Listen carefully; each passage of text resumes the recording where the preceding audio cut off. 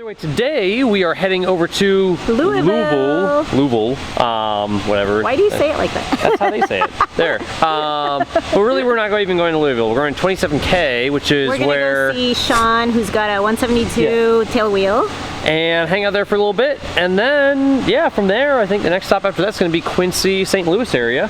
So hopefully this front's mostly moved through. It was looking pretty dicey last night.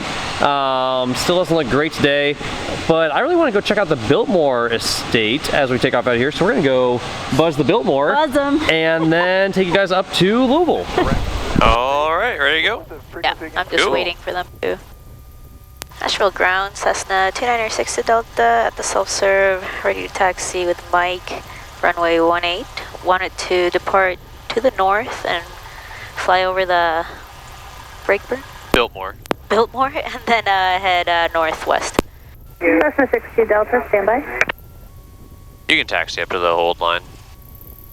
Ramp is uncontrolled. Cessna 2962 Delta, squawk 0246, departure frequency 124.65. 0246, 124.5 for departure frequency 62 Delta. What? 124.65, right? What did I say? 0.5. Cessna 62 Delta, departure frequency 124.65. 124.65, 60 Delta. Why your co-pilot's holding it here for you? I thought you were holding it in front of the camera. No, I was holding it for you. Okay. They didn't give us a clearance to taxi yet, though, huh? No. First, you can call her back until we're ready to taxi. You're at Delta 1. And ground 60 Delta, ready to taxi at Delta 1. Cessna 62 Delta, runway 17, taxi via Alpha 6. Alpha 6 for runway 17, 60 Delta. Okay, to the right, to the right, to the right. Oh. Yep. Alpha 6. There it is. Allegiant 2291, cleared to Stanford, Florida if you Airport. ever want me to pull up the taxi chart before you start rolling, you can always ask for it. Well, we had it, and then 6042. That got turned off, yeah. Just if you need me to pull it back up so you can double check, just let me know. Asheville 5, that's found. Asheville Tower, Cessna 2962 Delta, ready for holding short, runway 17, Alpha 6. Number 2962 Delta, Asheville Tower, wind 190 at 15, gust 20, runway 17, Alpha 6, clear for takeoff. Left downwind departure approved for the Biltmore. Roger, clear for takeoff, 17, left downwind departure for the Biltmore, 60 Delta. Final's clear.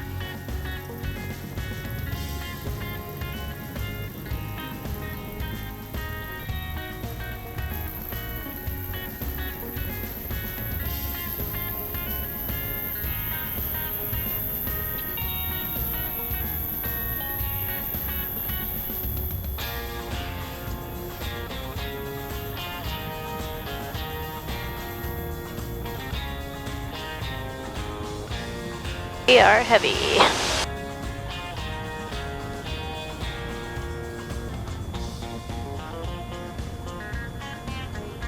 Oh, nice and gusty day. Winds 180 at something, gusting 22. As fun as it would be to actually buzz the Biltmore, it's probably Delta contact departure 124.65. Good play. Going to departure, 60 Delta, good day. Departure's up. Asheville departure, Cessna 2962 Delta, climbing through 2700. Number 2962 Delta, Asheville departure, radar contact, maintain VFR on course. Maintain VFR 60 Delta. As fun as it would be to actually buzz the Biltmore, I think with the gusty winds today around the mountains, it's probably a good idea to be a little bit higher. We can climb as high as you want, since we got terrain around us, and then we can always descend back down once we get there if we need to take pictures, but get as much altitude as we can while we can. Number 62 Delta, remain east of the runway center line, advise prior to turning northwest, final, do you have aircraft on final? Remain east of the center line for 60 Delta. We are already east of it, right? Departure 528 Delta Alpha, 3000. So there's the river, so it's probably a little off our left. Want to start banking towards the left? Yep. Yeah, I see it like a castle looking thing. Yep, I think Right that's there, it. yeah. We can probably descend a little bit. You see it? Yeah. Number 62 Delta, that's traffic now 3 miles northwest of your position, CRJ 5200 descending. 60 Delta has the traffic. Thank you. It's right there. It's way far. But yeah, them and the Morgans and the Rockefellers and all those guys, super rich dudes back in the 1800s. Anyways, built this huge house here in Asheville, North Carolina. It's the largest privately owned estate, about 178,000 square foot house that was built for them because, 170,000 square feet wasn't big enough, so 178,000 was what they built. Yeah, you can pay a bunch of money and go see it. They do a bunch of really cool flowers and awesome landscaping around it. Really beautiful place to go stay if you have a ton of money and you want a really expensive hotel, or you want to go for a wedding. They know they have a ton of weddings and stuff there, but it's a cool place. Looks pretty neat from the air. It's basically like a giant castle. Steph doesn't really care about it. 135.35, like 534. Good day. I figured just share that little helpful tidbit with you guys in case you're interested. The fun fact about Asheville. Plus, there's a ton of breweries and really good food. It's kind of like one of those hippie, yuppie type communities now. So really good food, local spots, really good breweries. I care about breweries and food. And approach 2962 Delta, ready to head northwest, if that works for you. Number 62 Delta, maintain VFR on course. Maintain VFR on course, 62 Delta. Somebody I was talking to that was a student pilot that said they couldn't have the moving map like that. They had to have it with north facing up. What? I don't know, they just threw them off. Oh. I get it. I mean, it just depends what kind of airspace you're flying in or what you're looking for situational awareness. We're actually going through a really nice downdraft right now. Yeah, it's like a solid 800 feet a minute down. Nice. Yep. Maybe add some animal pressure there and try to go back up. We'll hit the updraft. You can't have updrafts without downdrafts. The Alaskan way of flying. Hey, Jim, we're descending at 6,000 feet a minute towards terrain. Should we do something about it? Nah, I'm just waiting for the updraft. It'll take us back up. Well, Jim, the terrain, that ground's coming awful quickly. You think we're going to hit the updraft before we hit the ground? Probably. Sure. Sure, maybe. Probably get a wicked tailwind as soon as we, just before we hit the ground, too. Look, How those microbursts work. Now we're in the updraft. Oh, look at that. We only lost 700 feet. Now we're going back up. No Perfect. big deal. Well, it's not a big deal when you're at 3,000 feet AGL, but yikes. Could be, whoa, more interesting. They do radio checks on 121.5? Not supposed to. Like doing radio checks on channel 16. It's like doing a radio check at Ogden Tower. Ogden ground radio check. I don't have time for a radio check right now. Don't bother. Call me back in an hour for a radio check. Loud and clear, thank you. I guess you heard me loud and clear Yeah, for my radio obviously. check. Otherwise, you wouldn't be berating me right now. So You wouldn't be spending 5 minutes. Yeah, you yelling could at me. have said loud and clear in less than a second, or you could block the frequency for 10 seconds complaining. Either way, sir, you do it your way. You do you. Thanks for the radio check. Yep, appreciate it. Yeah, and by the way, this donut is amazing. amazing. Look at it, it's fluffy in all the right places. With all kinds of sugar on top. Oh yeah, greasy. It's when you bite into it, it's fresh squeezed donut. Squeezes the grease out into your mouth, just runs down your tongue. It's so good. 1,000 calories per bite. It's amazing. Fresh squeezed donut is what I'm going to call this one because it's so greasy and so good. Can I try a bite of the other one? I need to adjust the attitude of the donut to fit in your mouth. Adjust the bank angle. Equally as good. Your lateral axis is a bit off. Yeah. That's what happens when you have a CFI nerd and teaching someone to be a CFI, and she becomes a nerd, and we just nerd out a whole lot. I was a nerd before I met you. Now we just feed each other's nerdiness with donuts. Maybe we should rename our vlog series Eating Across America or Eating Airborne Across America. Basically all we do is all the way from the Bahamas, Florida, all the way to Anchorage. Fly and eat. All we do. And when we get on the ground, we video edit and sleep. Well, it's whenever we're in the airplane flying, we have time to relax and actually enjoy the food. Rather than just hustling through dinner so we can go video edit more. Yeah. Won't let me video edit because I have to do the laundry, do the dishes, cook for him, clean, while he video edits. I know you're gonna edit that part out, so it's okay. Ooh, other pop trivia of the day, because we just had to do the VOR check on the airplane this morning to make it legal for IFR flight again. Every 30 days you gotta do that. So if we're airborne and we're just at some random point because we couldn't find a VOR checkpoint or like a VOT or anything like that nearby us. So you're airborne, you want to check your VOR, how close do they have to be checking both VORs against each other? So VOR 1, VOR 2, if one says you're on the 162 radial and one says you're on the 166 radial, is that a legal check? Yes or no? Or can we actually fly IFR then legally using the VORs? And then if the VORs are broken, if it fails the check, and we're slant Gulf, we have a Garmin 430, are we disqualified from flying IFR without that VOR check? Or, you know, can we still fly IFR? Or what's the limitations imposed on us? So leave that in the comments below. And of course, if you have any questions on it, just ask your questions in the comments below, and I'll try to respond to you the best I can. CFII wise. 6 degrees? Here, have a donut. You get a bite, not the whole donut. If you got it right, you get the whole donut, but you only get a bite. So it's not right? 4 degrees? Ew, 6 4 or degrees. 4. Yep, there you go. 4 degrees. One of them is 6 degrees. Is it the ground one or? No, it's if you're checking on the ground at a VOT, plus or minus 4 degrees with one VOR checking it from a specific point. If you're over an airborne checkpoint, because I mean, one pilot's gonna be directly over the checkpoint, you could be a little bit off. They allow plus or minus 6 degrees. Okay. Checking one VOR. You want to use 2 VORs to check against each other in the ground, on the ground or in the air. Then obviously they should read the same, ideally. So plus or minus 4 is legally allowed. But here's another trivia of the day, because I'm just full of trivia today. Get it? So if you're 4 degrees off and you're 60 miles from the VOR, how far off course are you? Ah, that's a good one.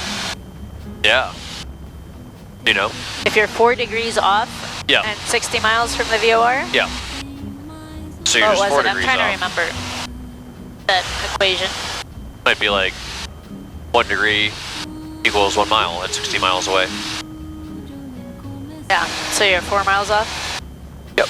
Approximately 4 miles, yeah. How wide's the Victor Airway? 8 miles. Yep. Until how far you get from the station, does it get wider? Or does it get wider? I can't remember. So they get wider at 52 nautical miles from the station. They're 4 degrees wide. Beyond 52 nautical miles from the station, they are still 4 degrees wide, meaning they're, you know, 4 and a half, 5 side. miles, yeah, 6 miles, yeah, on each side. So you can have a Victor Airway that's easily 12 miles wide, 15 miles wide, really far from the station. They do that because if your VOR is accurate to plus or minus 4 degrees and you're on the Victor Airway, you're in a protected area of airspace for terrain clearance, you know, so flying under IFR with MOCAs and MEAs and all that. That makes sense. So that's why, yeah, they make the Victor Airway wider. And then if it gets wider and there's terrain in the way, then they raise the MEA. I see. You know what would be a good idea to do right now? I call up, check for TFRs and NOTAMs. Let's talk to Raleigh radio on the Snowbird VOR. Gonna be 108.8. They hear him. Can you throw nav 1 on for me? And then we'll talk to him on 22.1.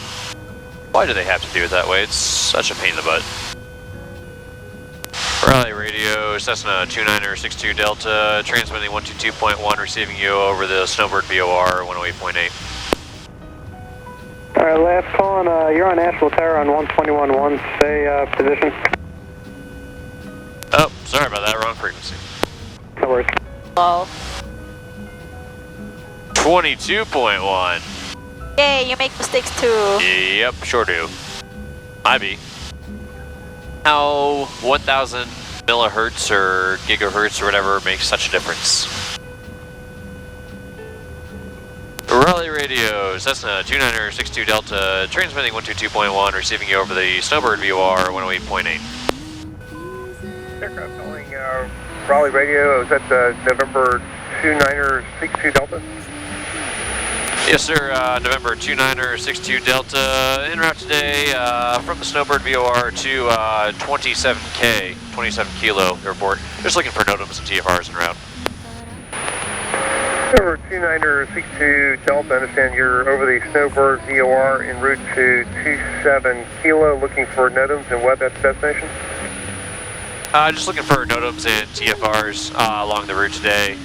It's going to be about an hour and a half en route. Over 2962 Delta, I understand just the TFRs and NOTAMs en route. Are you flying VFR IFR, sir? We'll be VFR today at 8,500. Over 2962 Delta, I did not see any TFRs active along the route. As far as the NOTAMs, are you looking for NOTAMs like parachute jumping NOTAMs or VOR outages, GPS outages? What are you looking for specifically? Just really looking for NOTAMs at the destination airport, any runway closures or any deal breakers. Do you have any of those deal breaker NOTAMs on I file? don't see any airport or runway closures at 27 Kilo. Got a couple of light outages there on runways. Do you need information on those? No, sir. That'll work for us. That's all. Thank you very much. Over 2962 Delta, the Golf Kilo Tango altimeter 29904. Pilot reports are appreciated. You have a good day, sir. And Copy 29904, and thanks for the help. 2962 Delta, good day. at 2962 Delta, just want to real quick touch on a couple of things. You did advise a convective segment outlook along the route valid until 2355Z. You've got air meds for mountain obscuration, moderate turbulence. He's probably talking about that scary thing right over there. Routes. Details upon request. You guys have a good day. Appreciate it, sir. Good day. Julio. All right, no TFRs, no NOTAMs. Perfect. And you get an updated altimeter setting out of the whole deal. Perfect. It's like the perfect way, just kind of like CYA while you're mid-flight, and you've done like, we got a briefing before we took off, we got a briefing in the air. We're doing like everything right so that if something does go wrong, we can at least be like, we tried really, really hard to do everything right. I've really tried. And then the FAA will be like, hey, you know, you tried, no problem, we understand. They'll give you like a little short counseling session and send you on your way, compared to being like, nope, we're giving you a violation because you clearly didn't follow the rules or didn't even bother to try. I think I'm gonna descend. Okay. Yeah, I think at these tops are... I thought 10.5 was gonna be enough, but I don't really feel like climbing up much higher. Yeah. We're slowing way down, climbing anyway. Oh, with the winds changing? Yeah. Yeah. This will be kind of interesting, going through some of this stuff. You can always get a pop 5-hour clearance if you want to. If we're not under it by 65, we should do that. Yeah. Hopefully 65 will get us underneath all this.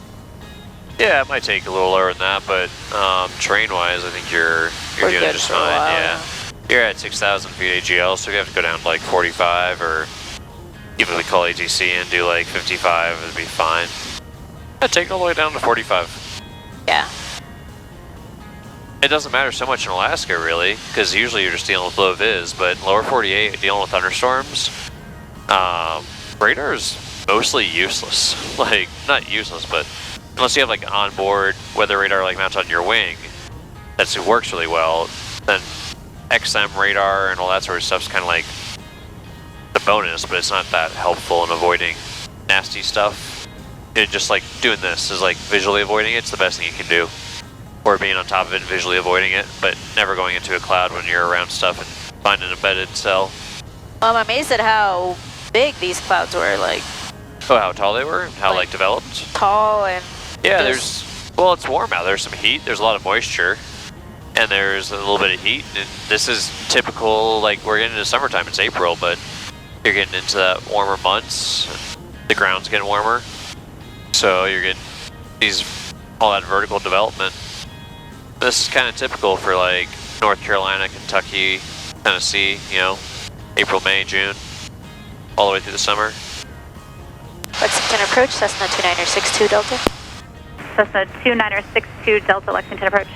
62 Delta, 12 miles east of the Lexington VOR, 6,500 for 27 Kilo. Number 62 Delta, squawk 0264. 0264 for 60 Delta. Number 62 Delta, your radar contact 18 miles southeast of Lexington Airport. Lexington altimeter 2995, VFR descent at your discretion. 2995 at my discretion, 60 Delta. Georgetown, Scott County Regional Airport.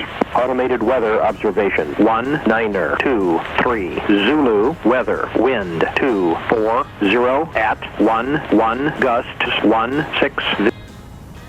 Number 62 Delta, advising you have the Georgetown Airport in sight. 60 Delta has weather. Number 62 Delta, let me know when you have the airport in sight. Copy that, in sight for 60 Delta. Number 62 Delta, I have no observed traffic between you and the Georgetown Airport. Pulse VFR and change to advisory frequency. Have a good day. Going to advisory frequency, 60 Delta, thanks. Georgetown traffic, Cessna 2960 Delta, about 6 miles southeast, inbound, landing 21, Georgetown. Georgetown traffic, red and white 170 on the 45, left downwind, 21, full stop, Georgetown. Georgetown traffic, red and white 170, base to final 21, full stop, Georgetown.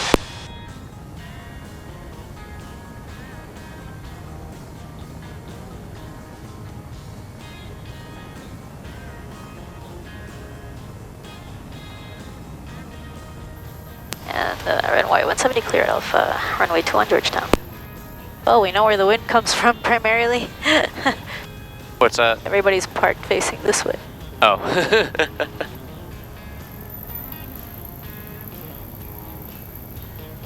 Yeah, I think this time of year you can count on it. Going from there pretty much. Hair.